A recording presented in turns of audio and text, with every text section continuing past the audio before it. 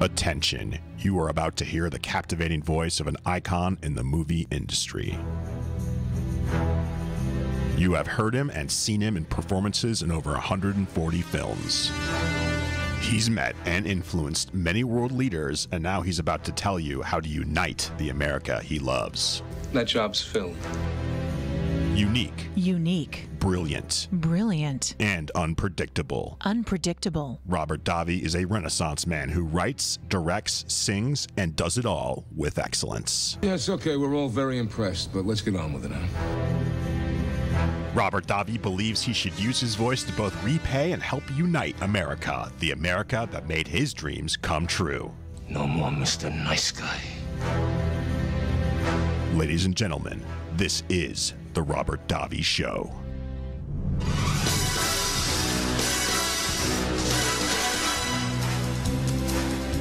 Well, here we go, another day, my dear friends.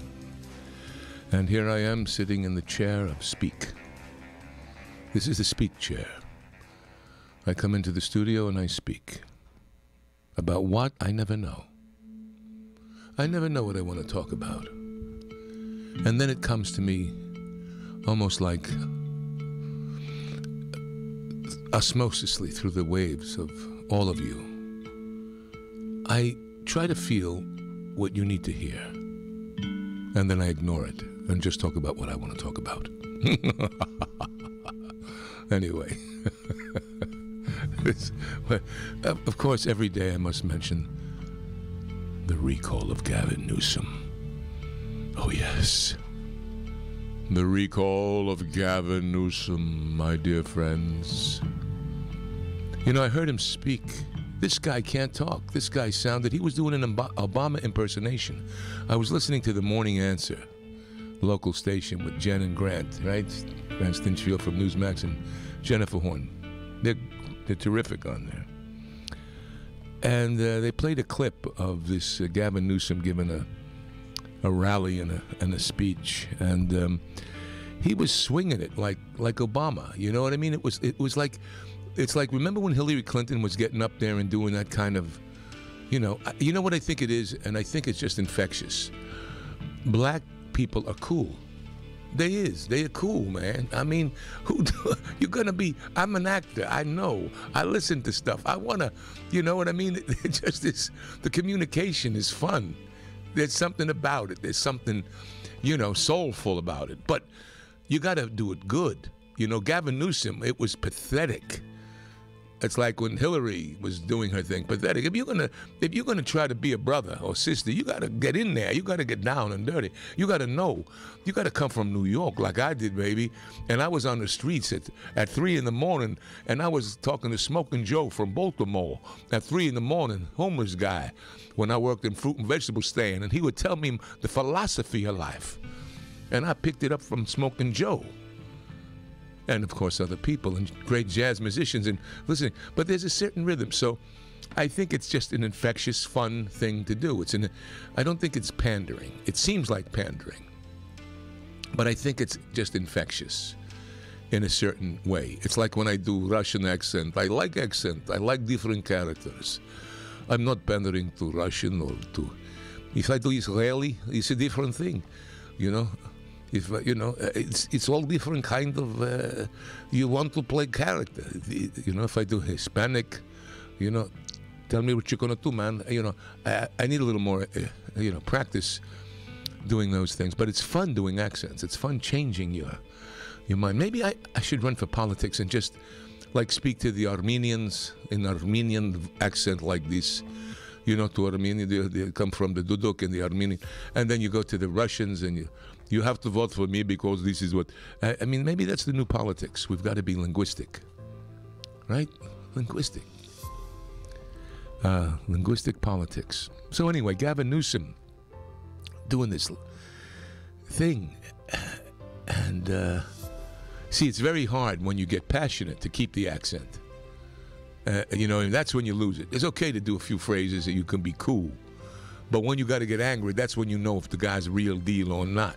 And that's when Gavin Newsom went into spoiled little white boy that really hasn't a clue.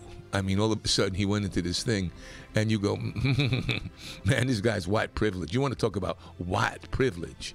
Here he comes right now, trying to pretend to be something he ain't, a man of the people. He ain't a man of the people. That's for sure. He is a spoiled, white privileged person. Now that is white privilege, grown up by the Gettys.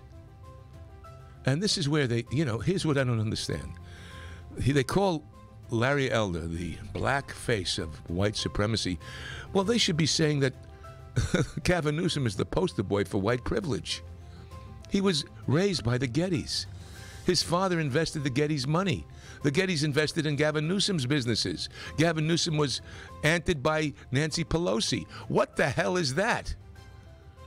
What the hell is that? And you got a guy like Larry Elders, whose father was in the service and worked his way up to a business. The father did, and then Larry, he pulled himself up by the bootstraps. He ain't giving no silver spoon in the mouth like Gavin Newsom's. What kind of joke is that? And then you got Kamala, another appealing. The two of them I saw the picture, the two of them on the thing. Oh my God, how the hell do we do this? How do we get in this mess? How do we get in this pedestrian mess of political garbage? Political garbage. Men and women in politics. And Newsom, look at,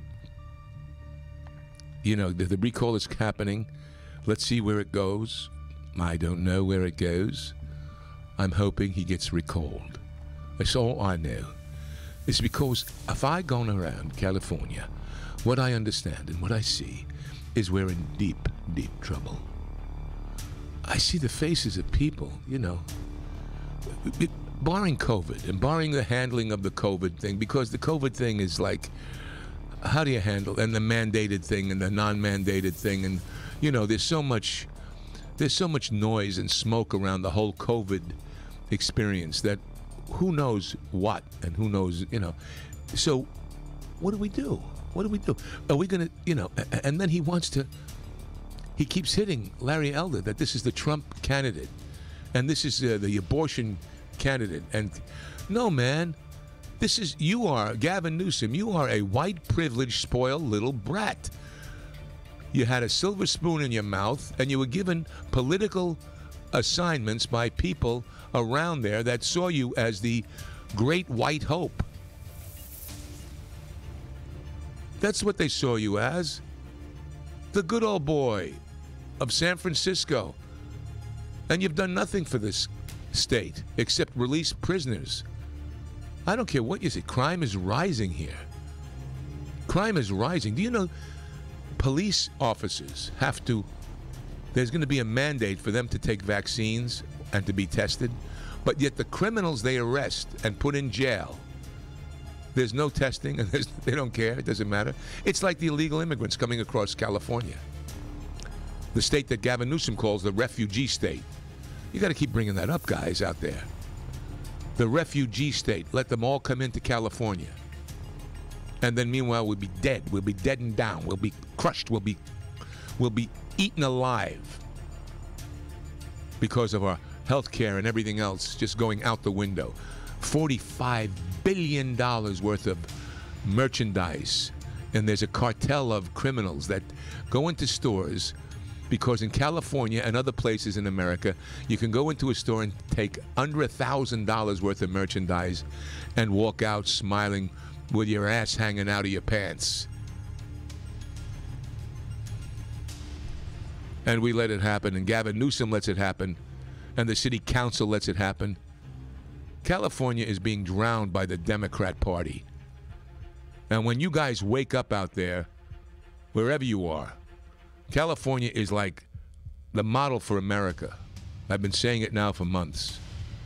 And we've got to, you got to wake up. Go ahead.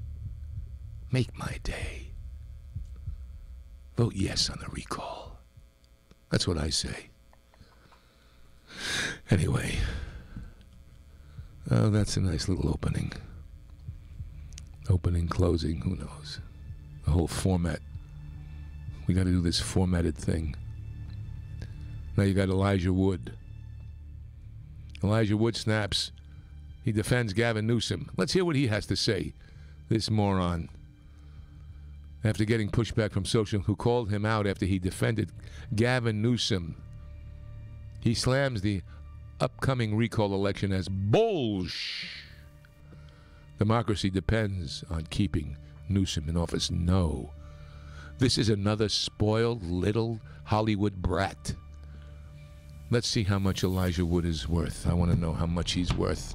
Another Hollywood elite telling the poor people in America how to vote. In the meantime, stay tuned for the next segment. We're going to have a guest, a special secret guest who I'll introduce on the air. Elijah Wood. Net worth, let's see. All right. How much did Elijah, what's his, all right, $30 million. Okay. Here's a $30 million guy, another $30 million guy going, let's keep Newsom. And that's because they all get together with the Georgies and the Elijahs and the Jeffrey Katzenbergis, and all of them get together and they go, hey guys, we got to go out there, and the Bette Midlers, and we got to get Gavin back in. There's a little danger here. We may save California, and we won't be the commissars. Davi, back in about 15 seconds. Stay tuned. We're going to talk about what's happening to the animals in Afghanistan by an expert, by my cousin. Delta Rescue for 45 years. Davi, back in a minute.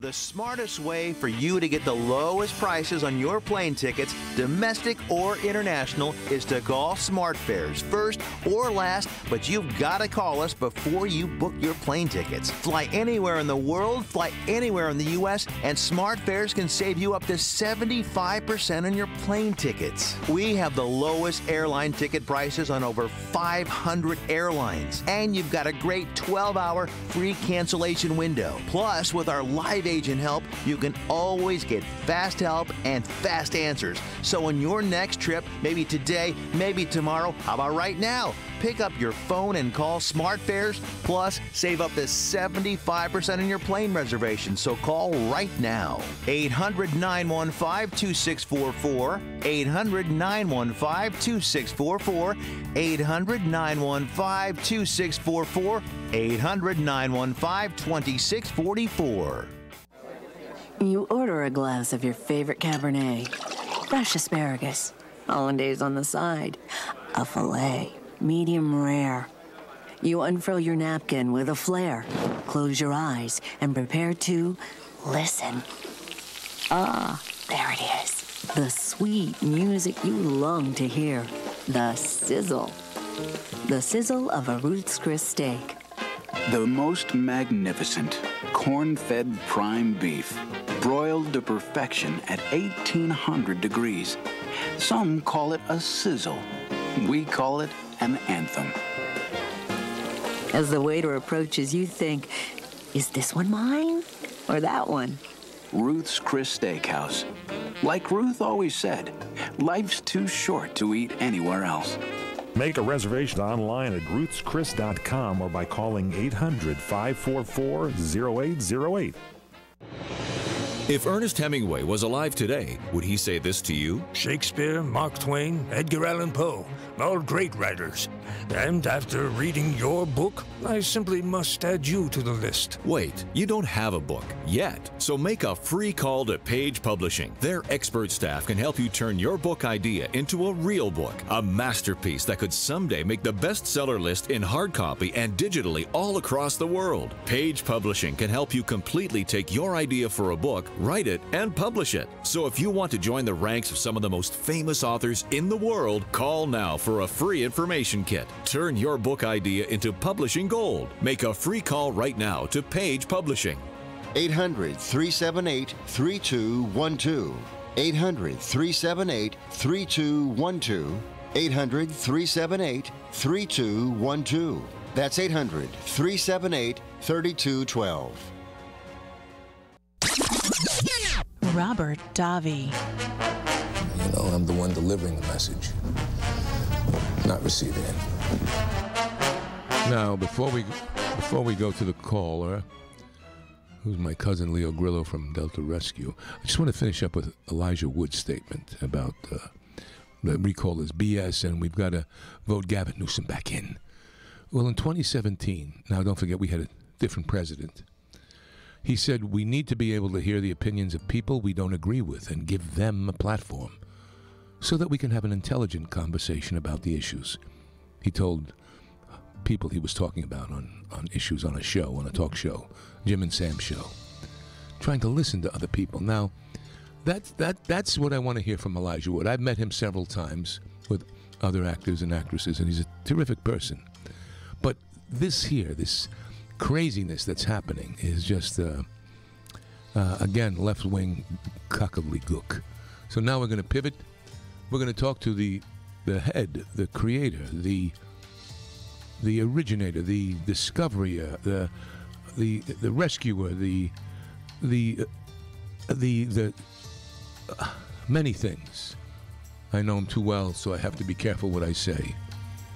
But we're going to meet Leo Grillo from Delta Rescue. You can go to deltarescue.org and see the tremendous work he's done for 40 years.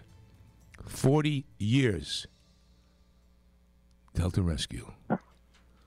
Mr. Grillo. Okay. You know me too well. I took my blood pressure just before the show. I'll take it after, too. Take it after. What did you take it this morning when we spoke on the phone? What was that blood pressure? Just now, because I was going to say Elijah Wood took a minute of my time. I know you have your time is short, so he cut into my segment. No. You're going to have 2 segments. Oh, I am. Yeah. Hey. Oh, hey, cuz This is my show. That's right. This is my show. That's good. All right. Now take a deep breath. I should tell you one thing. Now, I got to tell you, Leo is very shy. Leo does not like to talk. Right. He doesn't. I'll say one political thing before we get going. Rudy Giuliani came out and did a podcast. I was listening to his show. He has a show every day at 3 o'clock in the afternoon in New York on ABC. So I was listening to his show. And he talked for about 5 minutes about the podcast and when he came out here and all the animals.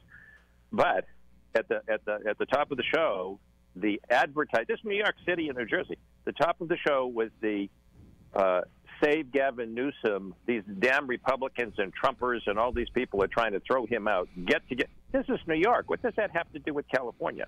Because a lot of the people, a lot of the money is in New York. Money.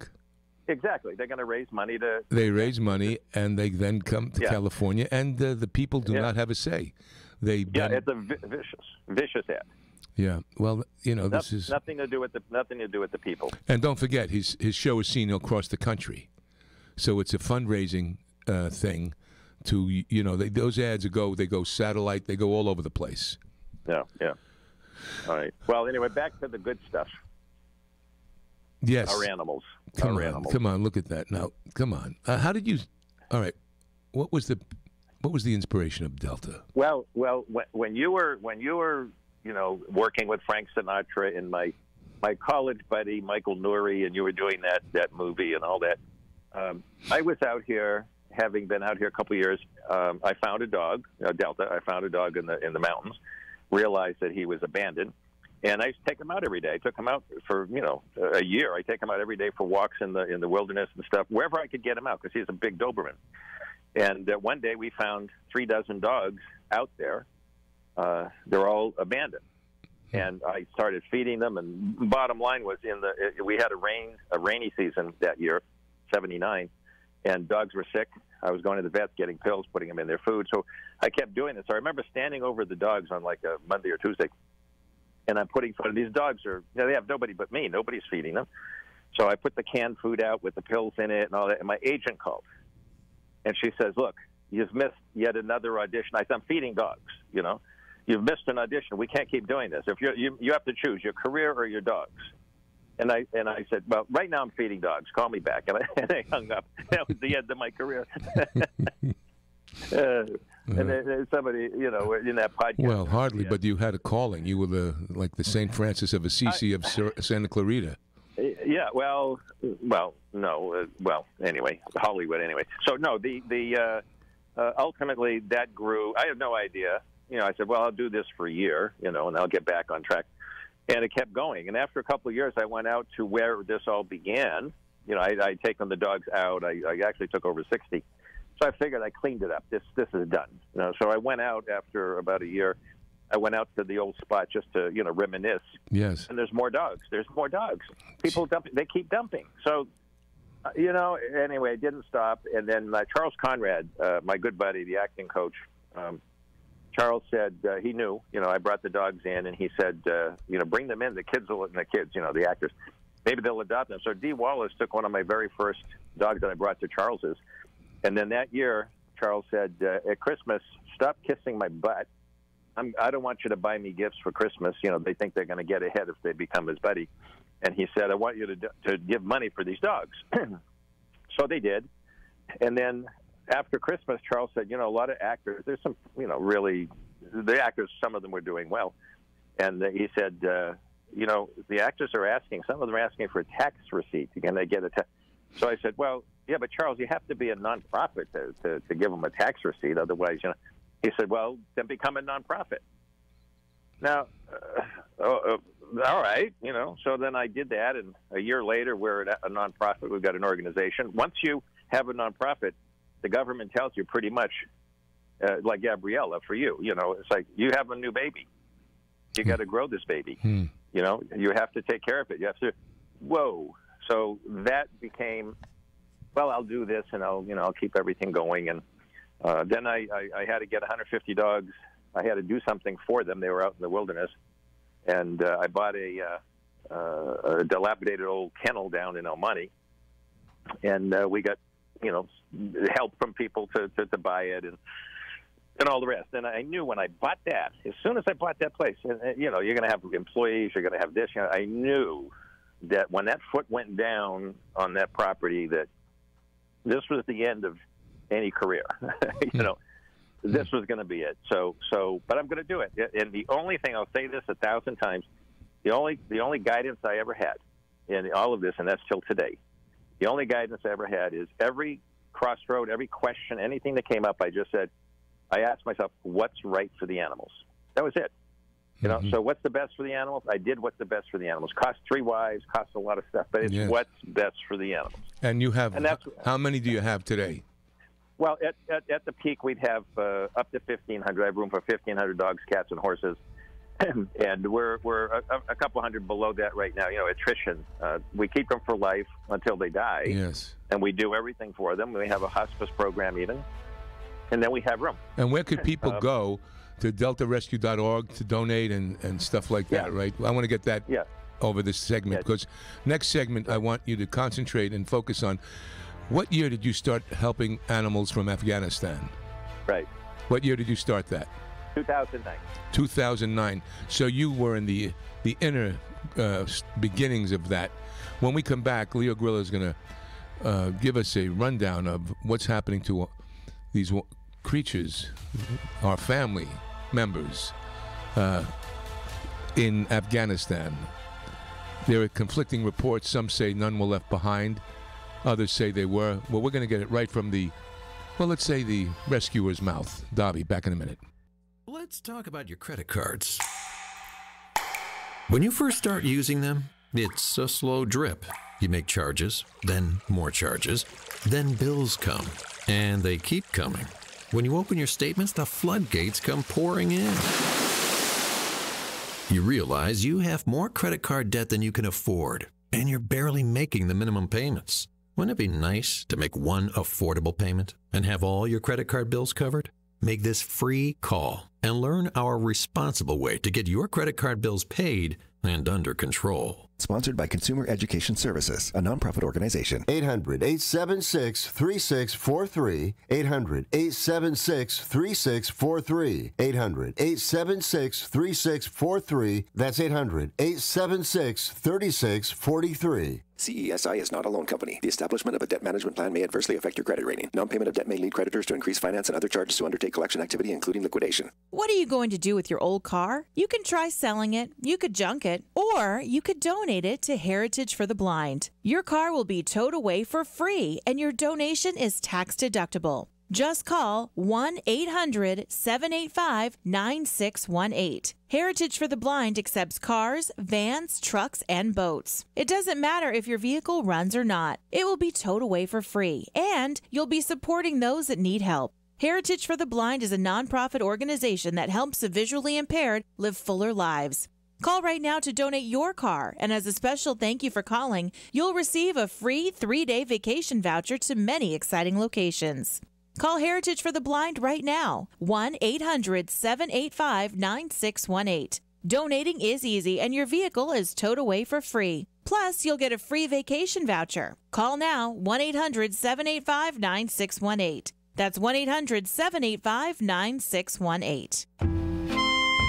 Tired of lockdown? Let the reconnect begin. You belong here. Welcome home to the magic of Angelo's and Vinci's Restaurante in Fullerton, California. Check out our new spacious outdoor dining al fresco. Romantic, market lights. It looks like a movie set. Dine under the stars and enjoy our tasty Angelo's and Vinci's pizza, pasta, seafood, chicken, salad dinners, and more. In the cool of the evening, come enjoy our award-winning menu, new wine list, specialty cocktails like our peach Bellini martini, appetizers, and more. Angelo's and Vinci's now open every day from 4 p.m. to 9 p.m. for relaxing outdoor dining. No reservations needed. Just come on in for delicious Italian food. Angelo's and Vinci's Restaurante, 550 North Harbor Boulevard in Fullerton. Call 714-879-4022. We're going to need a lot of pasta to get through this year. Come to Angelo's and Vinci's at 550 North Harbor Boulevard in Fullerton today. The showroom at South Point presents Donnie Edwards, The Next Best Thing to the King, September 10th to the 12th. This multi-award-winning professional Elvis tribute artist will take you back to the 50s and 60s. Tickets at the box office, online at southpointcasino.com or charged by phone. 702-797-8055. Donnie Edwards, The Next Best Thing to the King, live at the showroom at South Point. All right, is that a Q2 or Q3 expense? Dwayne's CPA went MIA. Nah. To keep his books and his sanity, he needs to find a replacement, ASAP. Hey, Johnny, have you ever heard of a fungible good? Indeed can help him hire the people he needs. I need Indeed. Indeed you do. When you sponsor a job, you immediately get your short list of quality candidates whose resumes on Indeed match your job criteria. Visit Indeed.com/credit and get $75 towards your first sponsored job. Terms and conditions apply. The Robert Davi Show. I'm Dwayne Robinson, LAPD. I'm in charge here. Not anymore. All right, we're back, and we have on the line Leo Grillo is the founder and the heart of Delta Rescue, him and his daughter, McGuire. And it's the largest animal sanctuary in the world. But he has also, since 2009, been on the forefront of helping get dogs out of Afghanistan. Tell us how that started, Leo, and when did you do that? Yeah, about 2009, we had I started with somebody in England. We started an organization called Animals on the Edge, and there's a book by that name. It's about wildlife around the world and the real problem with why they were going extinct, which is not what you think. So at any rate, we were doing that, and I got an email came to England, which came to me from a contractor at a forward operating base down near Kandahar during the shooting war, and I got in touch with him, and we emailed this for about a year. We emailed and found that he said over in Afghanistan, the forward operating base was doing the intel work. They were listening in on the Taliban and Al Qaeda at the time. They were listening in, they would do all the intel to tell the military what they were planning. Well, they learned things about dogs. These were dog lovers, and they learned what they would do with the dogs. They found dogs were dirty. They wouldn't let them around them. They trained the kids how to get brutal on dogs, cut their ears off, stuff like that. You know, they would do all this. Well, the dogs are treated like vermin, and one of them, Bandit, came onto the Ford operating base, and the guys hid her and took care of her, and for 6 months they were growing her up. Now they had a new CO up at the military base, the Army, which was a half hour away, and the new CO had the same friggin' idea as the Taliban. He said, dogs are dirty, they're full of disease, shoot them if they come on the base. And he ordered the contractors to do the same. They said, no, you know, they're not going to tell them, they're going to hide them. This is 2009. 2009. We got to get Bandit out. So meanwhile, I found there was a group in Kabul that knew how to get dogs out of, one at a time. You get a dog that a military guy found and was taking home to his family. He would pay $2,000-3,000 for air flights, and what happened was they would take the dog to Pakistan. The dog would go through a kind of a thing over there in Pakistan, papers and all that, shots. And then Pakistan fly to Heathrow in London, and Heathrow fly to JFK. Then they did an intake at JFK, and now they would go anywhere in the country. So these people were doing that, but they didn't have much money. So bottom line was we took over. There's 17 employees that we grew it to. We took over the operation financially for 5 years. Well, during that first year, now I had a way to get Bandit out, but we had to get Bandit from the very bottom of Afghanistan to the top of Afghanistan. We had to cross the whole entire war zone. The players were something, and this had to be on the ground. So we had to get her out of forward operating base over to a military base. The first time we did, we had an American pilot who helicoptered her. Then we got her on an Afghani truck, and they drove across the country. After we got her out and she was on her way here, the next day he sent me a picture of this other dog, and he said, this is Chaos. She came back. She's 6 months old. She was here as a puppy. She disappeared, but she came back after Bandit was gone. Now we don't have any more way. We don't have the bridges are blown. We don't have any way to get her out because that Air Force guy got in trouble. Everybody was in trouble, So that took 6 months. We ended up using locals. If you remember, they blew up CIA forward operating base. They killed 8 CIA people. So now the government said you cannot let the locals come on your base anymore, for anything. But we had contact, and we made contact with somebody, and they built a contraption on the back of a truck, and we got Chaos and 4 cats from Kandahar to Kabul. And now the checkpoints along the way, checkpoints are money things, they shake you down. So they went through. The bottom line is, Robert, you got to pay. You pay everybody. You pay the locals. You pay this. You pay that. You pay for everything along the way. But we got her out. After that, we got more. We got a dog from the British Commandos had carried a puppy. Imagine this: for 6 months, they carried a puppy in their unit, and they took her everywhere. Now they got called back to UK. They didn't want to leave her. So they heard about us. They took her to Kabul, and she went. We have her. Her name is Maxine. She's still with us. Maxine and Chaos are still with us. Cats are still with us. We lost a couple dogs. Attrition. They get old. Yeah, we were showing some pictures of some of the family members. We were playing them while you were speaking just now from the rescue. All right, so let me ask. That was 2009 to 5 years, so that's 2014. Yep. What is the situation that you understand today? Because I'm getting conflicting reports that there were no service dogs left behind. That you get all kinds. This is a picture of Leo Grillo, that's up there. That's my cousin there. He looks like the. You see him with the. So, you have your own fire department too, don't you? Right? Oh yeah. We have 7 engines. Yeah. 7 engines, and he helps with forest fires out in that area. And well, they come at us. We have different properties. They come at us, and we're defending. We don't really do a direct attack. That's the fire department and the Forest Service. But we defend our own property. Yes. So you're protecting those animals. Oh yeah, totally. Yeah. Yeah. All right, and I've been up there myself several times, and it's amazing. And you're coming back because we're going to do a podcast like we did with Rudy Giuliani. Yes, at some point. We're going to. Absolutely. Yeah. But let's talk about the current issue. The current is, yeah, but when Biden did this, I said, are you kidding me? These people having to rush. When you saw however many people leaving on planes, they have pets. I mean, the dogs and cats are everywhere. People who love animals take them in. Yes. You know, they'll take in a dog or a cat, and they'll have pets, multiple pets. They had to leave them. You know, and leaving them behind means throwing them back out on the street. There's no food, there's no this, and the Taliban hates them. Mm-hmm. You know, so nobody mentioned all these dogs and cats that are left behind. These poor people have to leave without their, you know, you look at your dog at home, you look at your cat at home. These are the same animals. You know, they don't look any different. They don't do anything different. Right. My dogs from Afghanistan are the happiest. They're so relieved. So because they're from Afghanistan, they're not Taliban dogs. No, they never had kindness. They never had kindness, and now they have kindness, and they.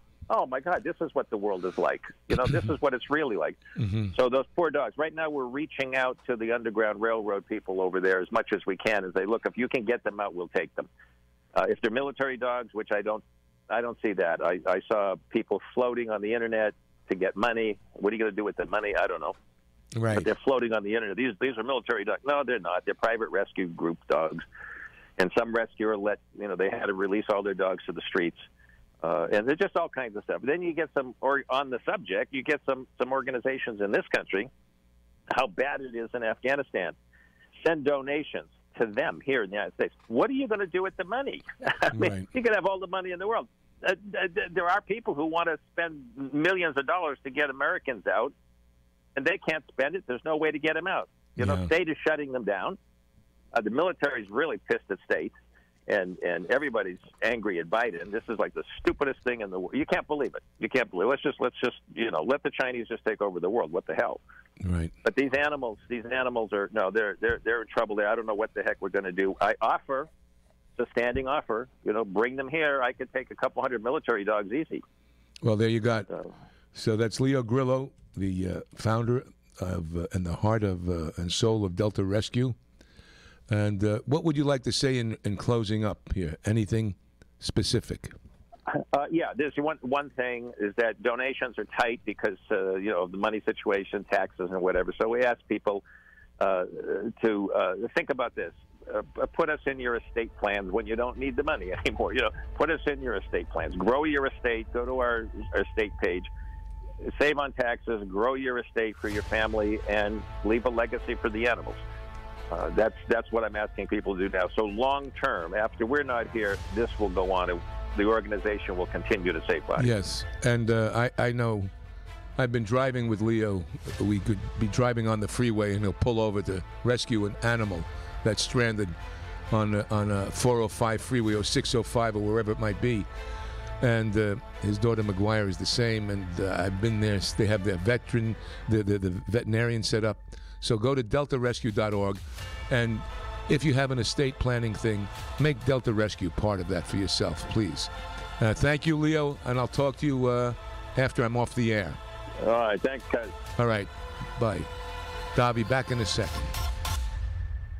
What are you going to do with your old car? You can try selling it, you could junk it, or you could donate it to Heritage for the Blind. Your car will be towed away for free, and your donation is tax deductible. Just call 1-800-785-9618. Heritage for the Blind accepts cars, vans, trucks, and boats. It doesn't matter if your vehicle runs or not. It will be towed away for free, and you'll be supporting those that need help. Heritage for the Blind is a nonprofit organization that helps the visually impaired live fuller lives. Call right now to donate your car, and as a special thank you for calling, you'll receive a free 3-day vacation voucher to many exciting locations.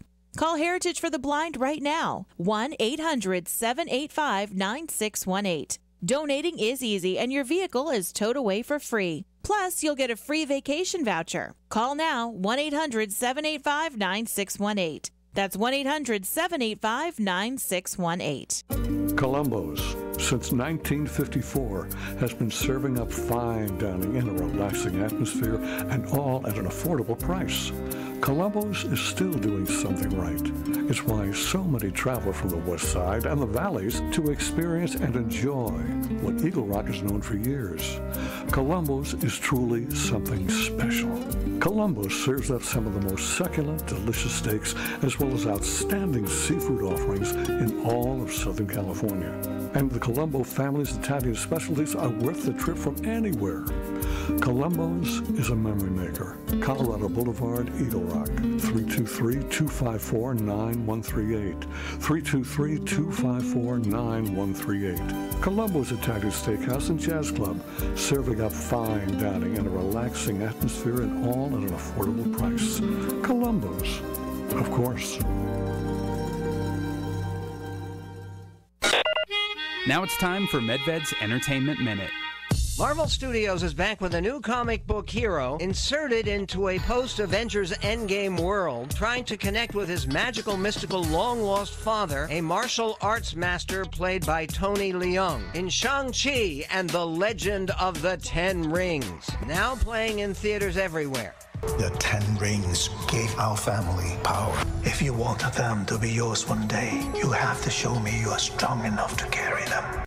But this goofy and confusing plotline isn't nearly strong enough to carry this more than 2-hour running time. The special effects and flying dragons and balletic battle scenes are all elegant and occasionally impressive, but become tedious long before the film bangs and wheezes to its get ready for the sequel conclusion. It's rated PG-13 for plenty of comic book violence. 2 stars for Marvel Studios' Shang-Chi and the Legend of the Ten Rings. Robert Davi. Another $80 million write-off. I guess it's time to start cutting overhead. Well, here we're back today, and love hearing Michael Medved's. He gives great reviews, wonderful reviews, and we were talking off the air as we were listening to his reviews. John is here today. John Merchant, my brother, from another mother. How are you, John? I'm doing amazing, man. How are you? I'm good. It's good, man. Good to see you. I love it. Now we're talking about Michael Medved, and give me a review of. You have a film you want to give a review of? Well, Robert, there's a lot of things that have been happening in the film world today. I mean, we had Shang-Chi that came out in a record-setting $90 million. He's got you, Michael. If you're listening, Michael's. You know, I remember him when he used to do this. I forget, rainwater or some feather rainwater. There used to be a character he used to play, feather rainwater, environmental thing. I forget what it was, because I listened to him for years.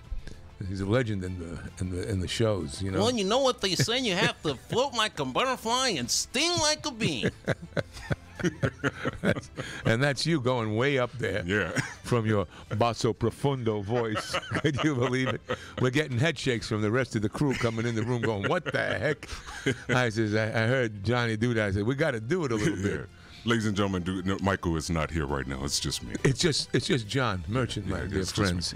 So you said nothing was on your agenda this week. You just laying low. You know what I mean? I think with everything that's happening with, these variants and all of that, I've been finding it more and more important to just kind of lay low and be, stay low key and take care of myself and be aware. You know what I mean? And, I know that everybody has their own separate opinions about what's going on, but I think the key thing is just make sure you're taking care of yourself. You know what I mean? Like, make sure that you're good and the ones that are around you. So, yeah, You don't want to weigh in on the recall, do you?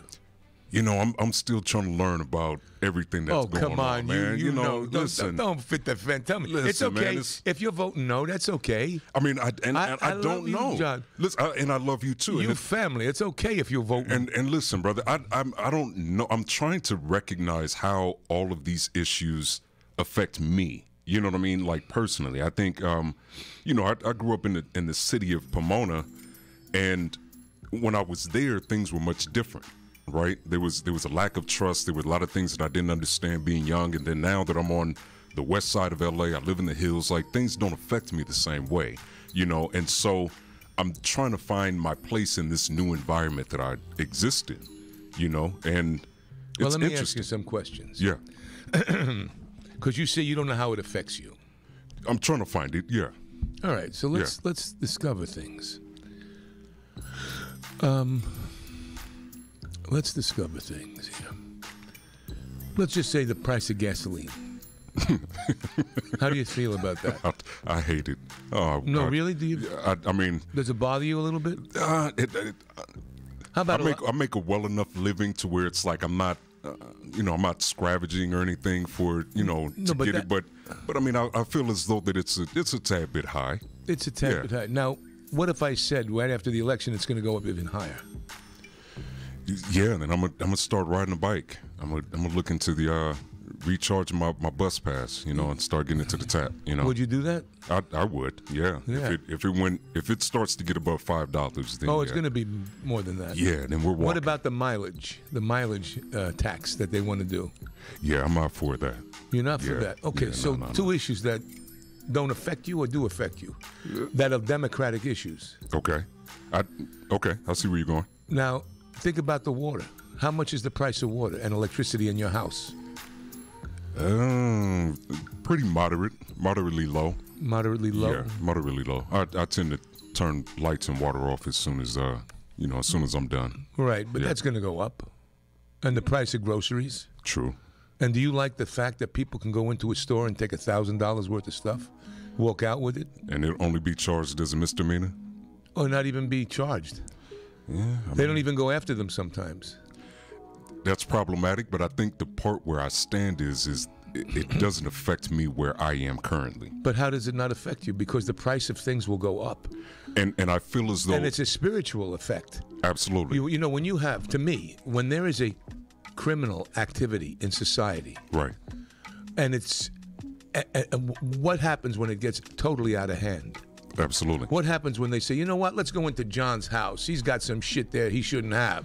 Yeah, we should have that. Let's take his TV, brother.